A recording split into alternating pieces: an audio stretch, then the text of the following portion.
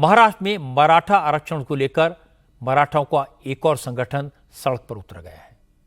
मराठा क्रांति ठोक मोर्चा नाम के संगठन की मांग है कि मराठा समाज को ओबीसी कोटे से ही रिजर्वेशन दिया जाए। लेकिन इस संगठन की स्ट्रेटेजी जरांगे पाटिल के आंदोलन से अलग है। मराठा क्रांति ठोक मोर्चा महाराष्ट्र के नेताओं के घरों का घेराव कर रहा है। सभी पॉलिटिकल पार्टी के नेताओं से मराठा आरक्षण पर उनका स्टैंड पूछ रहा है। आज इस संगठन के नेताओं कार्यकर्ताओं ने देवेंद्र फडणवीस के सरकारी आवास का घेराव किया, नारेबाजी की। फडणवीस के आवास से कुछ ही दूर पुलिस ने उन्हें रोक दिया। हालांकि बाद में संगठन के एक डेलीगेशन ने देवेंद्र फडणवीस से मुलाकात की। फडणवीस ने इन लोगों की बात सुनी। मराठा क्रांति ठोक मोर्चा के नेता रमेश केरे पाटिल ने मीटिंग के बाद कहा कि फडणवीस ने उन्हें भरोसा दिया है कि वो मराठा आरक्षण को लेकर गंभीर हैं। इस मुद्दे पर पार्टी का स्टैंड जल्दी ही क्लियर करेंगे। रमेश केरे पाटिल ने कहा कि उनका मकसद मराठा समाज को नेताओं की असलियत बताना है। हर पार्टी के नेता ने उनसे आरक्षण का वादा तो किया, लेकिन उसे पूरा नहीं किया। वो हर नेता से एक ही सवाल पूछ रहे हैं, क्या वो मराठा समाज को ओबीसी कोटे से रिजर्वेशन दिलाएंगे, और अगर दिलाएंगे तो कैसे दिलाएंगे। ठोक मोर्चा ने देवेंद्र जी से मिलकर ये मांग की है कि मराठा समाज को ओबीसी में आरक्षण मिलना चाहिए। इसलिए आपकी पक्ष की भूमिका यहाँ पे स्पष्ट कीजिए कि मराठा समाज को ओबीसी में आरक्षण मिलने को होना क्या नहीं होना। देवेंद्र जी ने हमको कहा है कि मेरी जो पक्ष की भूमिका है ये मीडिया के सामने आके मैं मानने वाला हूँ। मराठा क्रांति ठोक मोर्चा ये मांग लेके चल रहा है, जवाब दो, जवाब दो। जो सर्व पक्ष है इनका असली चेहरा समाज के सामने लाने का काम हम कर रहे हैं। हर एक पक्ष के घर पे जा रहे हैं आप। अब कल एकनाथ शिंदे साहब के घर पे जाने वाले, उनको पूछने वाले, नाना पटोले के घर पे जाने वाले, और ये आंदोलन की शेवट शरद पवार साहब के घर पे होने वाला है। क्योंकि शरद पवार साहब दिल्ली में, आज भी उनके घर पे हमारा आंदोलन था, लेकिन वो यहाँ पे नहीं है। अरे हम मांग कर रहे हैं, ये सर्वपक्षीय नेताओं ने एक साथ आके मराठा समाज को ओबीसी में से कैसा आरक्षण मिलना चाहिए, ये सब ने आके यहाँ पे जाहिर कीजिए। फिर उद्धव ठाकरे साहब रन दो, शरद पवार साहब रन दो, एकनाथ शिंदे साहब रन दो, नाना पटोले रन दो, कोई भी रन दो। फडणवीस से पहले रमेश केरे पाटिल ने अजीत पवार से भी मुलाकात की थी। ये लोग आज शरद पवार के घर का घेराव करने वाले थे, लेकिन शरद पवार दिल्ली में हैं, इसलिए इसे टाल दिया गया। रमेश केरे पाटिल ने कहा कि शरद पवार ने भी मराठा समाज के साथ अन्याय किया। इतने साल सत्ता में रहने के बावजूद उन्हें रिजर्वेशन नहीं दिलवाया। बीजेपी ने इसी बात को पकड़ लिया। प्रवीण दारेकर ने कहा, शरद पवार पिछले 30 साल से इस मुद्दे पर सिर्फ सियासत कर रहे हैं। चुनाव से पहले शरद पवार ने ही मराठा आंदोलन भड़काया है।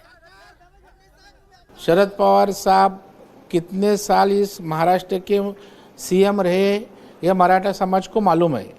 4 बार सीएम रह के भी मराठा समाज के लिए कुछ नहीं कर पाए। जो किया वो देवेंद्र फडणवीस जी ने किया। मराठा आरक्षण उन्होंने 13% दिया था, हाई कोर्ट में टिका था, सुप्रीम कोर्ट ने नकारा नहीं था। आज बच्चों जो भर्ती महाराष्ट्र सरकार की हुई 10% आरक्षण में भर्ती हो गई। मुझे लगता है पवार साहब खाली राजनीतिक फायदा उठाने के लिए यह आंदोलन को भड़कावा देने का पर्दे के पीछे काम करे, ये मेरा स्पष्ट आरोप है, क्योंकि वो अपनी भूमिका भी जाहिर नहीं करता। प्रवीण दारेकर को जवाब दिया शरद पवार की पार्टी के नेता विद्या चव्हाण ने। विद्या चव्हाण ने कहा कि शरद पवार जब महाराष्ट्र के मुख्यमंत्री थे तो उन्होंने ओबीसी समुदाय को रिजर्वेशन दिया, तब भी बीजेपी ने इसका विरोध किया था। उन्होंने कहा कि शरद पवार मराठाओं के आरक्षण के पक्ष में हैं, लेकिन बीजेपी ऐसा नहीं चाहती। विद्या चव्हाण ने कहा, अगर बीजेपी की नीयत ठीक होती तो केंद्र में बीजेपी की सरकार है, कोटे की लिमिट 50% से ज्यादा बढ़ाने का कानून बनाकर इस मुद्दे को हल कर लेती।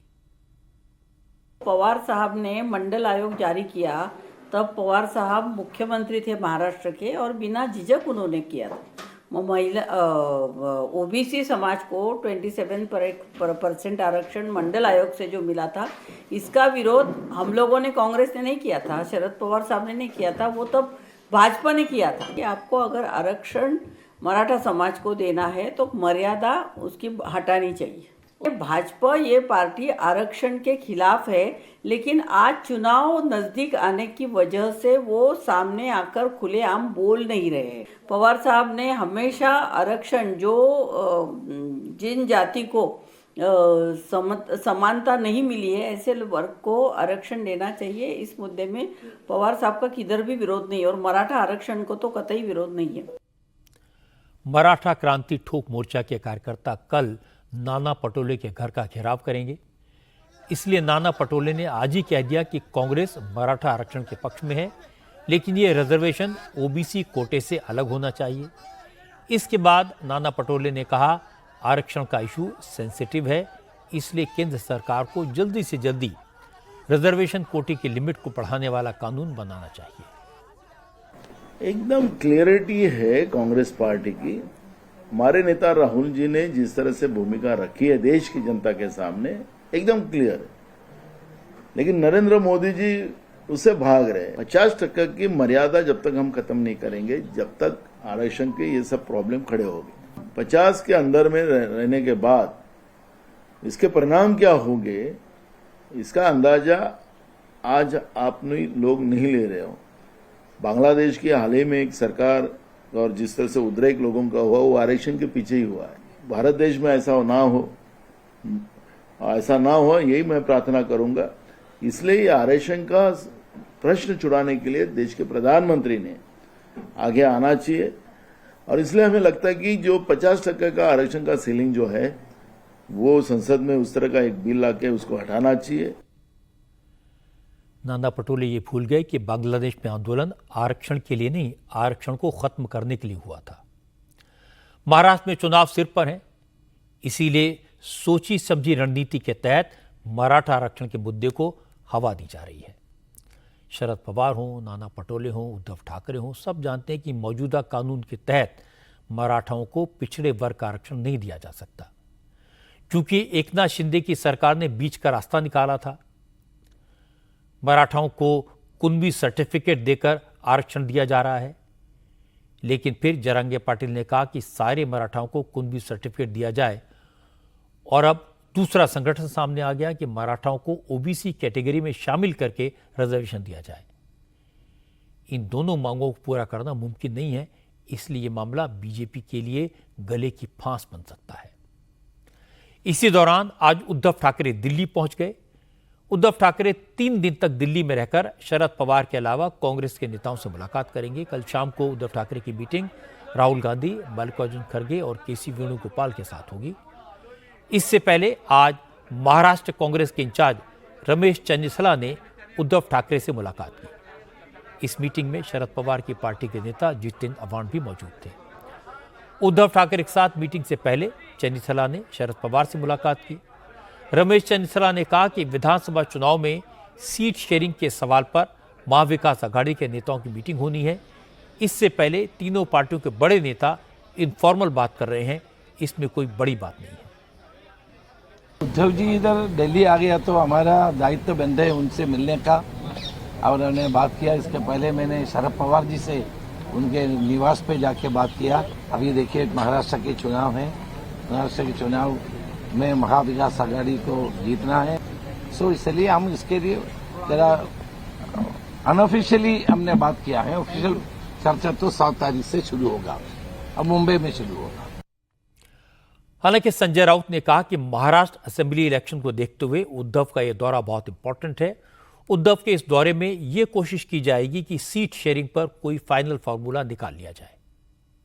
जरूर उनका ये राजनीतिक दौरा है, पॉलिटिकल टूर है, और इंडिया ब्लॉक के सभी नेताओं से उनकी मुलाकात होगी, जिसमें राहुल गांधी जी है, सोनिया जी है, कांग्रेस प्रेसिडेंट खड़गे जी है, कांग्रेस के नेताओं से होगी, एनसीपी के नेताओं से होगी, पवार साहब है यहाँ दिल्ली में, तो महाविकास आघाड़ी के सभी प्रमुख नेताओं से भी उनकी आज मुलाकात होगी। हम ये चाहते हैं कि जल्द से जल्द महाराष्ट्र में विधानसभा इलेक्शन जो आ रहा है उनकी सीट शेयरिंग हो जाए और बहुत ही शांतिपूर्ण तरीके से हो जाए, और हमें विश्वास है जैसे लोकसभा में ये हुआ वैसे ये हो जाएगा। लेकिन शिवसेना के फॉर्मर नेता और इस समय माफ कीजिए, संजय निरुपम ने कहा कि उद्धव ठाकरे चाहते हैं कि उन्हें महाविकास आघाड़ी की तरफ से मुख्यमंत्री के तौर पर प्रेजेंट किया जाए, लेकिन शरद पवार इसके लिए तैयार नहीं है। संजय निरुपम शिंदे की शिवसेना में हैं, इसलिए उद्धव ठाकरे के लिए कह रहे हैं कि कांग्रेस के दरबार में प्रार्थना लेकर गए हैं ताकि शरद पवार पर प्रेशर बनाया जा सके।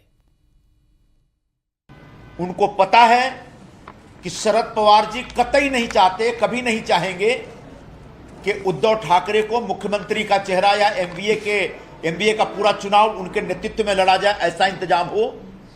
संभवतः शरद पवार जी ने मना कर दिया है, तो शरद पवार जी को ऊपर दबाव डालने के लिए और कांग्रेस पार्टी इंटरवीन करे पूरे मामले में और उनके नाम को आगे बढ़ाए, यह गुजारिश, यह तमन्ना लेके यह एक प्रार्थना लेकर के दिल्ली की सवारी 3 दिवसीय यात्रा पर उद्धव ठाकरे जी गए हैं। बाला साहब के जमाने से एक परंपरा रही है कि वो कभी किसी के दरवाजे पे नहीं जाते, लेकिन आज उद्धव ठाकरे जी की लाचारी ऐसी हो गई है कि कांग्रेस हाईकमान के सामने वो घुटने टेकने गए हैं। यह राजनीतिक संवाद यात्रा नहीं है, राजनीतिक सरेंडर यात्रा है। संजय निरुपम कुछ महीने पहले तक कांग्रेस में थे, अब वो एकनाथ शिंदे की शिवसेना में हैं और बोलने में तेज तर्रार हैं, इसलिए सीधा हमला करते हैं। इसमें कोई दो राय नहीं कि उद्धव ठाकरे चाहते हैं कि महाविकास आघाड़ी उनकी लीडरशिप में चुनाव लड़े, उन्हें मुख्यमंत्री पद के तौर पर प्रोजेक्ट करे, लेकिन लोकसभा चुनाव के नतीजों से उत्साहित कांग्रेस इसके लिए तैयार होगी, इसकी उम्मीद कम है। हो सकता है इस मुद्दे पर तकरार बढ़ जाए और महाराष्ट्र के सियासी समीकरण विधानसभा चुनाव से पहले एक बार फिर बदल जाए।